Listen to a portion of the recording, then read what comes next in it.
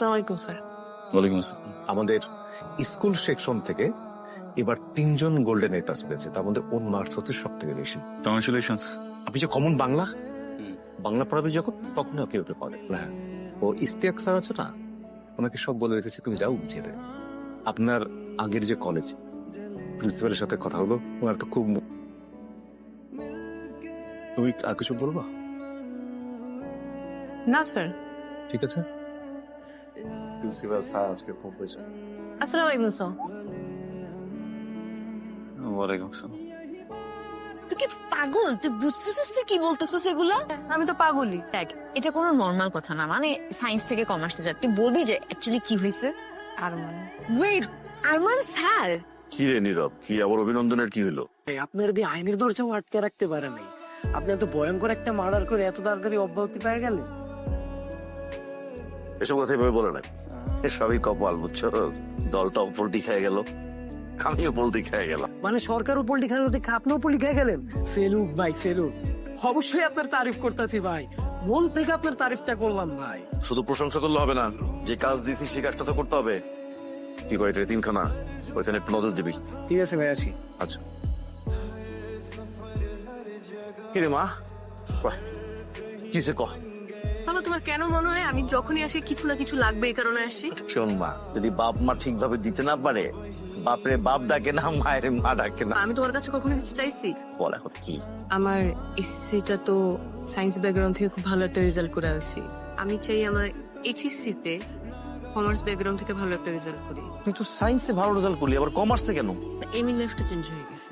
এমিন life change করে ফেললি? ও বাইরে যাব, মাস্টার্সের জন্য হয়তো বা বাইরে যাব। ঠিক আছে, মানা তো আর করতে পারি না, কখনো তো মানা করি নাই, করছি। কালকে আমি প্রিন্সিপালকে ফোন দিয়ে দিব, সব ব্যবস্থা হয়ে যাবে। Thank you so much. বাবা, আমাকে 10-12 হাজার টাকা দাও। বলছিলাম না, ওই যে টাকা, টাকা ছাড়া বাপ মায়ের বাপ মা বলে না, বাবুরও টাকা। থাক, লাগবে না। আরে দাঁড়া, আমি তো দুষ্টামি করলাম, কার নেই। Thank you.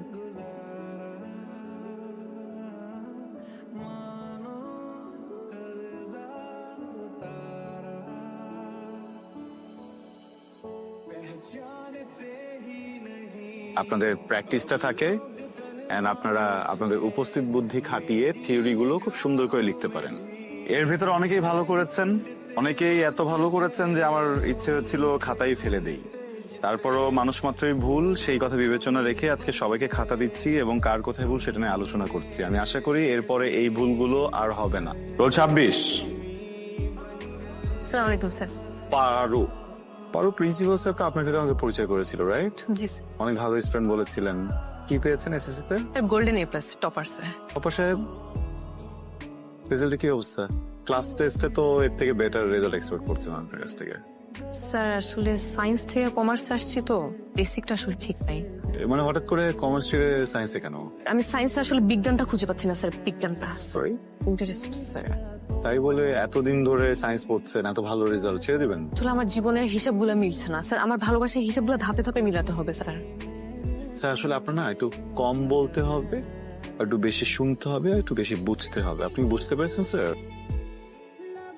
স্যার আমি আপনার লাস্ট ক্লাসটা খুব ভালো করে করেছি স্যার, অনেক মনোযোগ দিয়েছে। আপনি যা জিজ্ঞেস করবেন আমি গড়গড় করে সব উত্তর দিব স্যার। আমাকে বলেন তো, অনাদায়ী পাওনা সঞ্চিতি কি? আরে স্যার, এটা তো কমন কোয়েশ্চেন। ধরেন স্যার আমি আপনাকে ভালোবাসি, কিন্তু আপনারও তো একটা নির্দিষ্ট সময় আমাকে ভালোবাসাটা দিতে হবে, কিন্তু স্যার আপনি দিলেন না। তখন কি হবে? আমার জীবনে একটা ঘাটতি তৈরি হবে। আমি সে নারী যে কিনা এক পুরুষে আসক্ত। তো এটাই স্যার অনাদায়ী পাওনার সঞ্চিতি স্যার। স্যার আপনি কলেজের টপার, কিন্তু ম্যানারিজম ইজ জিরো। আমি আপনার শিক্ষক। আপনার বন্ধুর সাথে কথা বলছেন না, যেখানে এই ধরনের ফাজলামি করবেন। নেক্সট টাইম যদি কোনোভাবে আমার ক্লাসে এই ধরনের কোনো শব্দ আপনাকে উচ্চারণ করতে দেখি, একদম ধরে বাইরে দিকে মারবো। যান, সিটিকে বসেন। গো। স্যার খাতাটা। আমি তো কমার্সে শিফট হয়েছি, আমার রেজাল্ট ভালো হইতেছে না, আমার বেসিক একদমই ভালো না। আমার মনে হয় আমার একটা টিউটর দরকার, ভালো একটা টিউটর। ভালো কথা, টিউটার দরকার, টিউটার দিবি। বাবা, একটা বেস্ট টিউটর আছে, নাম আরমান স্যার, আমাদের কলেজেরই।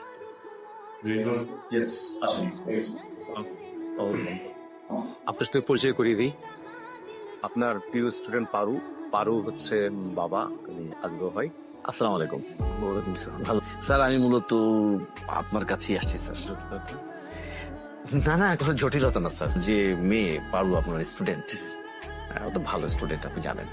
যেহেতু ও ওই সায়েন্স থেকে কমার্সে শিফট হল, আপনি যদি একটু ওকে একটু বাসায় গিয়ে একটু এক্সট্রা ভাবে একটু ক্লাসটা নিতেন, একটু পড়াতেন আর কি, আসলে মানে চাচ্ছিল আর কি।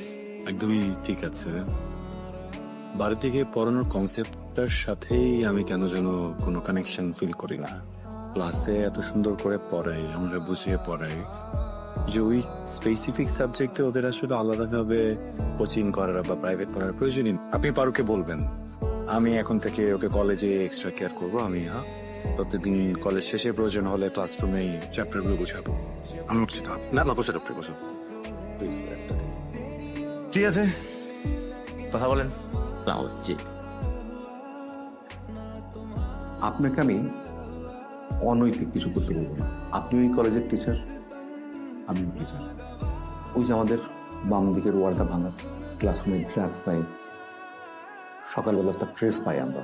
এই 2 বছরে আমি কম লোককে এগুলো বলিনি। শুধু বলবো আজকের ভাই ব্যাপারটা একবার আপনি বিবেচনা করে দেখেন।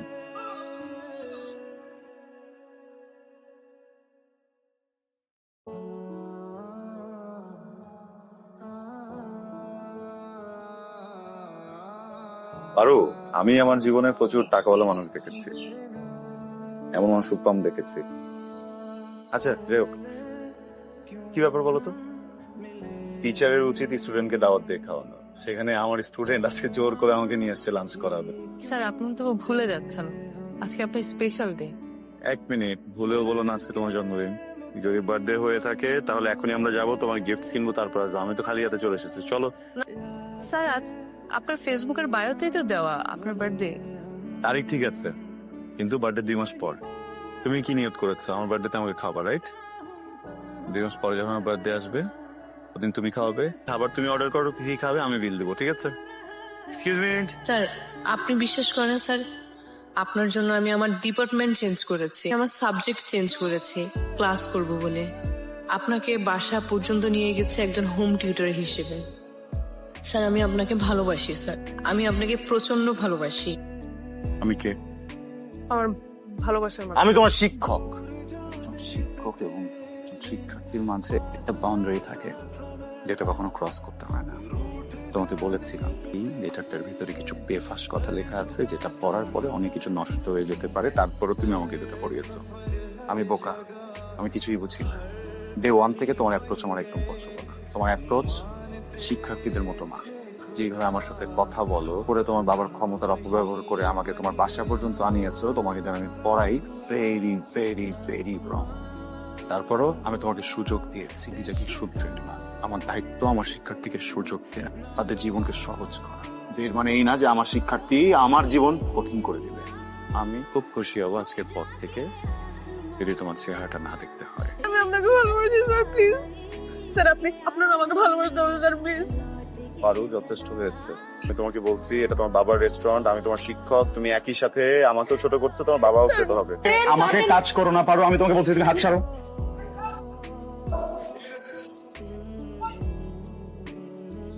কি স্যার, দুইজনের রুম আটকে কি? হ্যাঁ রুম আটকে কি করছ? হ্যাঁ কি করতেছস? মুখ সামলায় কথা বলবা বলছি। তাহলে কি মুখ সামলায় কথা কইবো?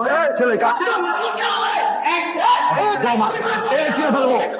স্যার আপনি জানেন না স্যার, স্যার ওইটা ওরলে রুম আটকে স্যার আমি এক্সপ্লেন করতেছি। এখানে একটা মিসআন্ডারস্ট্যান্ডিং হয়েছে, যে কোনো একটা কারণে না বুঝেও গেটটা লাগাই ফেলছে। আমি বিষয়টা আপনাকে অফিসে বসে সবকিছু বলতেছি, আপাতত ওদের বিষয়টা পাঠাবেন। কি রুমে যাবে? পারো, এ কথা সত্যি? তুমি গেট আটকাইছো? না স্যার মিথ্যা কথা বলতেছে।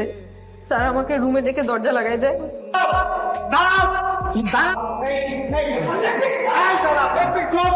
আমি দেখবো।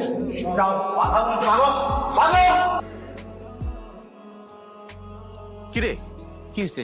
বাবা আমি তোমাকে অনেক ভালোবাসি, তুমি তা জানো তো। ভালোবাসিস? আমিও তোকে অনেক ভালোবাসি।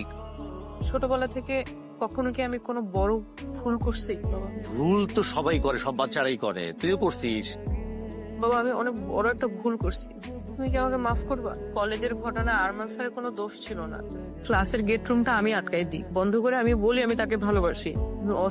অস্থির হয়ে যাওয়ার কারণে অনেক উল্টাপাল্টা বকতে থাকি। বাবা আমি স্যারের কাছে মাফ চাইতে চাই। কি বলতেছিস তুই এখন? এগুলি এখন কেন বলিস তুই? বাবা, কি হয়েছে? আপনার ওর প্রতি যেমন একটা দায়িত্ব আছে, আমার ওর প্রতি দায়িত্বর জায়গাটা কম না। আমি ওর অনুভূতিটা বুঝতেছি, কারণ আমি তো ওকে পড়িয়েছি বেশ কিছুদিন। ওকে এখন শাসন করতে যাবেন না, ও ইচ্ছা করে এটা করেনি। আপনি যদি ওকে এখন শাসন করেন, ও ব্রেকডাউন করবে, আর আগের মতো পড়ালেখা করতে পারবে না, এই কলেজে আসতে পারবে না। আমি ওকে মাফ করে দিয়েছি। প্লিজ এখন থেকে আপনার মেয়েকে একটু সময় দিন, ওর পাশে দাঁড়ান, যেন এই ভুলগুলো আর কখনো না করে। আপনি বাবা।